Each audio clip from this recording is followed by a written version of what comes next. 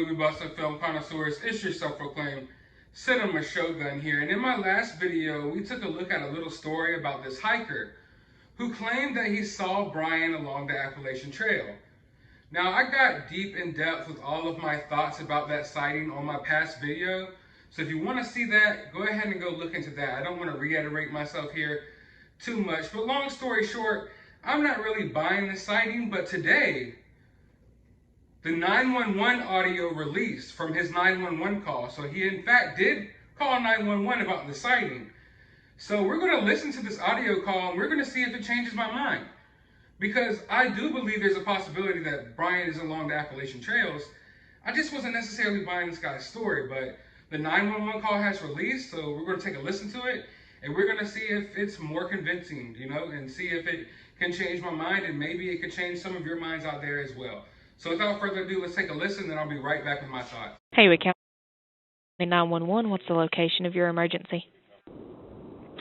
Well, I'm on the highway right now, but I ran into Brian Lauer just a little while ago. Okay, where did you see him at? I was at the parking lot for the Appalachian Trail on the north side of Great Smokestack.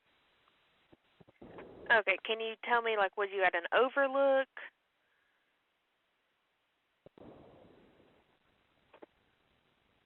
Are you there?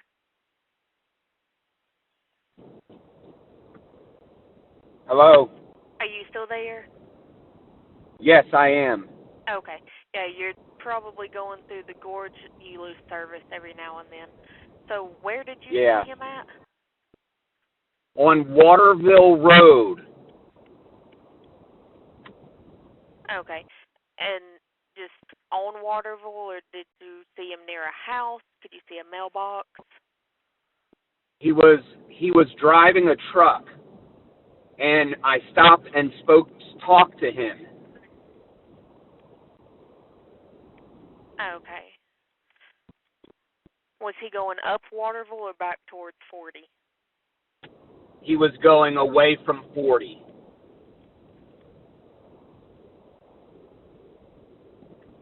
Okay. What color truck? It was a white truck. I think it was a Ford F-150. I'm not 100% sure of that. And it was kind of a newer model. It wasn't like an old beater. It was a newer truck. Okay. And what makes you say that it was him? Well, first off, I was making a U-turn and in the road, and he came up behind me and he slowed down and kind of flashed his lights, like telling me, "Oh, go ahead and go, and I'm going to wait for you." And as I turned around and I'm coming back by him, he's waving his arm out of his truck, like for me to slow down. Mm-hmm. And I pull up next to him. I'm getting ready to go through the tunnel here. Hold on one second. Okay. Can you still hear me? Yeah. Yeah. So when I stopped and I was. I think I lost you. And he was talking wild.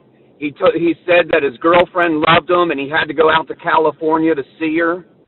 And he was asking me how to get to California. And I said, "Well, you can get on I-40 right there and drive west and you'll get there." And he said, "No, I think I can go this way," and kind of left. But he was acting funny. And I wasn't sure about what he looked like. And then I went and parked and pulled up the photographs of him, and I'm 99.99% sure that was him. Okay. I'm going to let my sergeant know, okay? Okay. Okay, can I have your name and phone number?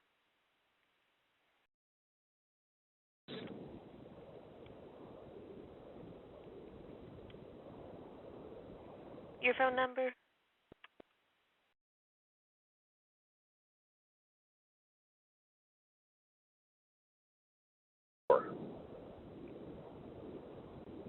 Okay. Well, like I said, I'm going to pass this along to my sergeant, okay? All right. I'll meet somebody out there if they want to. I'm telling you, it was him. Okay. Well, like I said, I'll pass this along. All right. Thank you. Yeah, guys, I'm not going to lie. I'm not buying it. I'm not buying it at all. And I'm not trying to say he's lying. I think it's perfectly reasonable that maybe he saw some bald white guy who was talking about his girlfriend. But I don't think it's Brian Laundrie. I honestly cannot believe that Brian Laundrie would ride up to someone and get seen on purpose. It just makes no sense. And this whole story about, oh, he was out of it and maybe he's in a manic state and he thinks his girlfriend's still alive. I know it sounds good and it sounds like a little horror movie, but this isn't a movie. It's playing out like a movie, but it's not a movie. I don't think Brian is riding around in a manic state, crazed, looking for Gabby, thinking she's still alive. If that was the case, he would have been caught by now, okay? If he's in this manic state, how is he managing to stay one step ahead of the FBI, Dog the Bounty Hunter, law enforcement from all across the country, but he's in this manic state and he thinks Gabby's still alive and he's trying to go to California? I'm not buying that crap, okay? I know it sounds like a nice little fictional murder mystery type of story, but man, I'm not buying it. Brian is not going up to no one, let alone waving them down to get seen, to ask for directions, okay?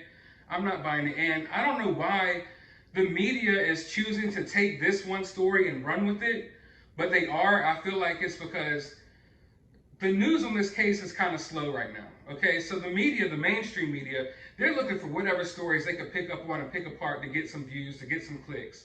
And that's what they're doing here, because every single day, all across America, there's 1,000 phone calls like this. This guy's phone call isn't anything special. There was already like 16 different phone calls of sightings of Brian in the area before this guy's. And I'm not saying that all of them are wrong, and maybe he did see Brian. Maybe someone did see Brian. But I'm just saying that this phone call isn't anything special. It's not anything different than what tons of law enforcement agencies are, getting every single day. So the media is just basically trying to ride with this because there's no other stories, and it seems like one of the more, plausible, I guess, calls that they've received. But I highly doubt it's Brian. I don't think Brian's in this manic state where he doesn't know where he's at, and he thinks Gabby's still alive. It just all sounds like one big movie, and I'm not buying it. And I know you're going to see a lot of people, trying to report on this story and things like that, but there was a reason why I didn't make that video. I saw the story just like you. I looked at it and I deciphered and realized I didn't think it was something that big, But I will say that I think the authorities need to start moving their efforts elsewhere. They're sitting here, they're still in this swamp, they need to go elsewhere. And I do believe that Brian could be in the Appalachians. I want to make myself very clear about that. And I do believe that the authorities should start checking over in the area. But as far as this guy seeing and talking to Brian, and Brian waving him down and getting seen on purpose, I'm not buying it. This guy just basically saw some bald white dude, doesn't even know who Brian Laundrie's name is, and then convinced himself that that was Brian. In the phone call, he didn't give any details that would make me think it was Brian. He didn't call out tattoos. He didn't call out any specific features. He was just, I'm sure it was Brian. He couldn't even see the guy good. So, guys, I'm not buying it one single bit, and I feel like instead of concentrating all our effort on thinking that Brian's riding around on a Ford F-150, we need to start looking elsewhere, because this ain't it. But, that's up for you to decide. I could be wrong, and we're all open to our own opinions, and I want to hear your opinions as well. So let me know them down in the comments below. They don't have to align with mine.